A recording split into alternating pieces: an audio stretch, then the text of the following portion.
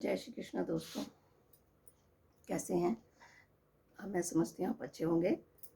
देखिए, अभी होली है 28 तारीख को, और किसी के यहाँ सुबह जलाते हैं, और कभी कभी जब मुहूर्त है, जैसे कि हमारा रात का शाम 6:37 से लेकर के और रात को 7:57 तक का, तो उसी में जलाते हैं। लेकिन आपके यहाँ जब भी जलाते हो तो आपको उससे राख लानी है।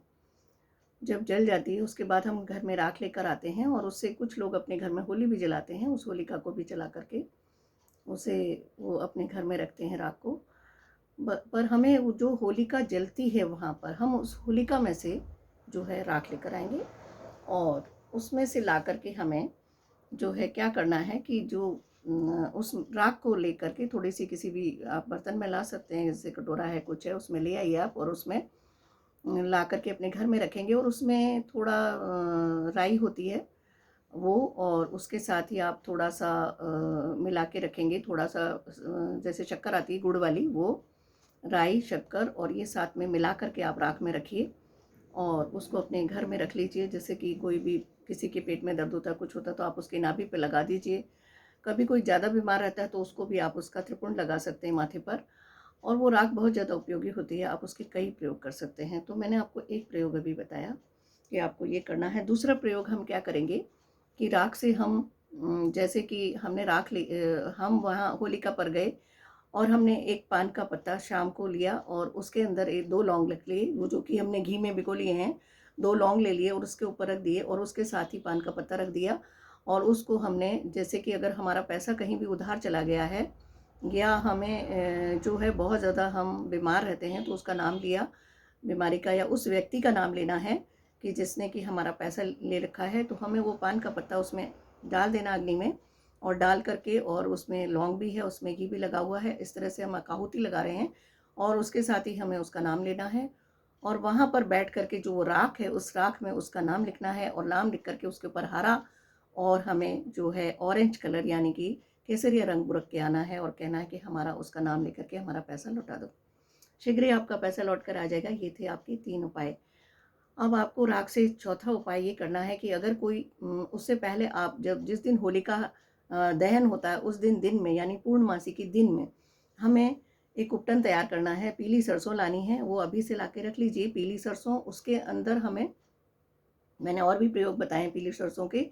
तो पीली सरसों, दही, और उसके अंदर आपको शहद मिलाना है, दही मिलाना है, पीली सरसों को पीस कर मिलाना है, और उसके साथ ही आपको उसका उपटन तैयार करना है। उसको उपटन तैयार करके आपको अपने पूरे बदन पर लगाना है, और लगा कर के अगर आप बीमार रहते हैं, या आपके ऊपर नेगेटिविटी का असर है, या आप डिप्रेशन में रहते हैं, या आपका व्यापार नहीं चलता, आपको कोई परेशानियां आती रहती हैं, आप अपनी बात को बोल नहीं पाते हैं, आप अपनी बात कह नहीं पाते हैं, आप जहाँ भी हैं वहाँ अपनी बातों को रख नहीं पाते, तो उन बातों के लिए आपको जो है इस उपटन को अपने बदन पर पूरे लगाना है, ऊपर से लेके नीचे तक। और उसको लगाने के बाद उसका जो मैल उतरेगा, जो उससे जो बढ़ता टाइप बन जाता है, उससे ऐसा मोटा मोटा, उसको उतार कर रखना है, और उसको जाके आपको उसमें फेंक कर आना है। जब वो जल रही हो चुकी होगी, और थोड़े बहुत उसमें होगी आग, उसमें आप समय में, चाहे वो सुबह का समय हो या रात्रि का समय, उस समय आप फेंक कर आइए उसे। और उसके बाद उसके अंदर से जो जल जाएगी, उसके बाद उससे थोड़ी सी राख लेकर के और प्रार्थना करनी है कि मेरे सारे वियोग जो रोग, मेरी जितनी नेगेटिविटी, उसे आप ले लो, और मुझे जो है इसे दूर कर दो। और उसमें से जो थोड़ी सी राख है, आपको तो पता नहीं चलेगा आपने कहाँ पान का पत्ता फेंका था, कहाँ आपने वो अपना उपटन फेंका था, लेकिन उसमें से थोड़ी सी राख आपको ले लेनी है, और ला करके अपने घर में रखनी है। उसे एक पोटली में बांधना है। एक पोटली में बांध करके, चाहे वो लाल कपड़ा हो चाहे पीला, दोनों श्री हरि और माँ लक्ष्मी के कलर हैं, उनमें ला करके आप उसको जो है अपनी तिजोरी में डाल दीजिए, जिससे कि आपकी श्रीवृद्धि हो, धन में आपका नेगेटिविटी चली जाए आपकी तिजोरी से, और आपके घर में हर समय धन का आगमन होता रहे। इस तरह से आप अगर करेंगे तो आपके यहाँ जो है धन का आगमन होता रहेगा, और आपको जो है कभी पैसे का अभाव नहीं होगा।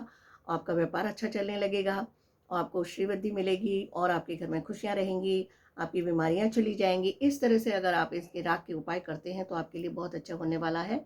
इस तरह मैंने आपको उपाय बताए 6-7, इस तरह आप इन्हें करिएगा, और आपके लिए बहुत अच्छा रहने वाला है। इसी तरह आप वो जो राख अपने घर लेकर आए हैं, उस राख से अगर आप सुबह में उठिए और अपने जैसे लेकर आए हैं, तो उसके बाद अपना माथे पर इस तरह से, जैसे हम शिव को त्रिपुंड लगाते हैं 3 से, अपने माथे पर इस तरह 3 उंगलियां फिरा करके उसके ऊपर राख से त्रिपुंड बनाइए। इस तरह से आप 27 देवताओं को एक साथ आमंत्रित कर सकते हैं अपने, क्योंकि जैसे कि स्वयं शिव जो हैं अपने माथे पर जो है इस तरह से त्रिपुंड लगाते थे राख का, उस तरह से भस्म की हम जो है उनको एक तरह से वो लगा रहे हैं।